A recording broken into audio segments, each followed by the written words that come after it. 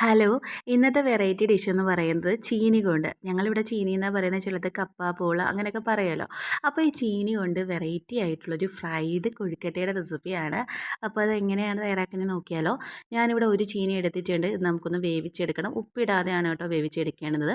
അതിനുശേഷം വേവിച്ചെടുത്ത് നമ്മൾ അതിൻ്റെ വെള്ളമെല്ലാം നല്ലതുപോലെ ഊറ്റിക്കളഞ്ഞ് ബാക്കി വെള്ളത്തിൻ്റെ അംശം ഉണ്ടെങ്കിൽ അതെല്ലാം ഒന്ന് വറ്റി വരണം. അപ്പോൾ എനിക്ക് നല്ലതുപോലെ വേവുന്ന ചീനിയല്ല കിട്ടിയത്. നല്ലതുപോലെ വേവുന്ന ചീനിയാണെങ്കിൽ നമുക്ക് മാഷറുണ്ടെങ്കിൽ അത് വെച്ച് മാഷ് ചെയ്തെടുത്താൽ മതി. അതല്ല എങ്കിൽ വെന്ത് വന്നില്ല എങ്കിൽ ഇതുപോലെ മിക്സിയുടെ ജാറിലിട്ട് നമ്മളൊന്ന് ക്രഷ് ചെയ്തെടുക്കുമ്പോഴത്തേക്കും ഇങ്ങനെ ബോൾ ഉരുണ്ട് വരും.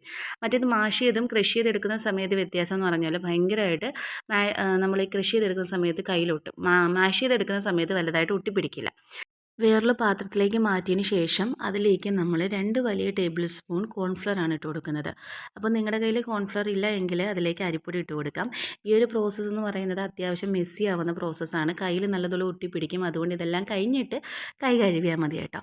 അപ്പോൾ ആദ്യം തന്നെ നമ്മൾ ആ 2 വലിയ ടേബിൾ സ്പൂൺ കോൺഫ്ലവർ ഇട്ട് കൊടുത്ത് നല്ലതുപോലെ ഒന്ന് മിക്സ് ചെയ്തെടുക്കണം. മിക്സ് ചെയ്തെടുത്തതിന് ശേഷം ലാസ്റ്റ് കുറച്ച് ഓയിൽ, ഞാനിവിടെ കോക്കനട്ട് ഓയിലാണ് ഒഴിച്ചു കൊടുത്തേക്കുന്നത്. നിങ്ങളുടെ കയ്യിൽ ഇഷ്ടമുള്ള ഓയിൽ ഒഴിച്ചു കൊടുക്കാം. അതും കൂടെ ഒഴിച്ചു കൊടുത്ത് ഇതേപോലെ ആക്കിയെടുക്കുക. അപ്പോൾ നമ്മൾ ഇങ്ങനെ എടുത്ത് വലിക്കുമ്പോൾ നമ്മൾ സ്ലൈമൊക്കെ ഇങ്ങനെ വലിഞ്ഞ് വരത്തില്ല. അതാണ് കേട്ടോ കറക്റ്റ് പരുവം. ലാസ്റ്റ് കുറച്ച് പൊടി അവിടെ ഇവിടെയൊക്കെ കാണും. അതൊന്നും നമുക്ക് ആവശ്യമില്ല. നമുക്ക് അത്യാവശ്യം വേണ്ടുന്ന ആ 2 വലിയ ടേബിൾ സ്പൂൺ അത്യാവശ്യം വേണ്ടുന്ന പൊടികൾ നമ്മൾ എടുത്തിട്ടുണ്ട്. ഒരു 1.5 ടേബിൾ സ്പൂൺ മാത്രം മതി കേട്ടോ പൊടി നിങ്ങൾ ചേർക്കുമ്പോൾ. ഇനി നമ്മളിതിലേക്ക് ഓരോരോ ബോൾസായിട്ട് ഉരുട്ടിയെടുക്കുക. അതിന് മുമ്പ് നമുക്ക് ഇതിനകത്ത് വെക്കാനുള്ള ഫില്ലിങ് എന്ന് വെച്ചാൽ തേങ്ങയും കുറച്ച് ശർക്കരയും, മധുരത്തിന് ആവശ്യമായ ശർക്കരയും കൂടി ഇട്ട് ഒന്നും കൈകൊണ്ട് മിക്സ് ചെയ്തെടുക്കുക. എന്നിട്ട് നമ്മൾ ബോൾസ് ഇങ്ങനെ എടുത്ത് നടുക്ക് സാധാ കൊഴുക്കട്ട ഉണ്ടാക്കുന്നത് പോലെ തന്നെ നടുക്ക് ഇങ്ങനെ പരത്തി കൊടുത്ത് അതിലൊരു കുഴി ഉണ്ടാക്കി അതിൽ നമ്മൾ ഈ ഒരു ഫില്ലിങ് നിറച്ച് കൊടുത്ത് ഇതേപോലെ റൗണ്ടാക്കി എടുക്കുക. റൗണ്ടാക്കി എടുത്തതിന് ശേഷം നമ്മൾ എണ്ണയിലിട്ട് വറുത്ത് കോരുകയാണ്. എണ്ണയിലിട്ട് വറുത്ത് കോരുന്ന സമയത്ത് മീഡിയം ടു ഹൈ ഫ്ലെയിമിലിട്ട് വേണം വറുത്ത് കോരാനായിട്ട്.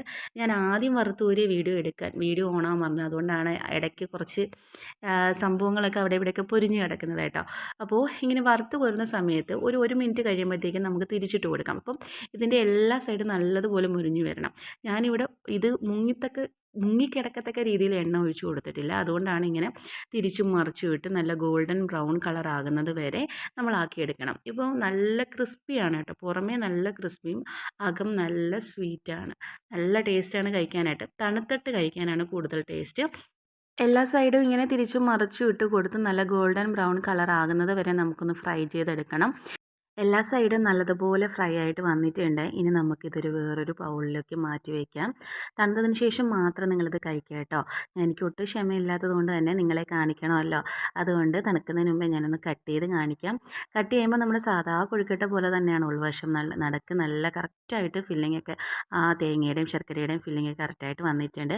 നമ്മൾ പറഞ്ഞാൽ മാത്രമേ ഇത് കപ്പ കൊണ്ടുള്ള കൊഴുക്കട്ടയാണെന്ന് മനസ്സിലാകത്തുള്ളൂ. അപ്പോൾ ഡിഷ് വെറൈറ്റി ആയിട്ട് തോന്നുകയാണെങ്കിൽ ചാനലൊന്ന് like, share and subscribe.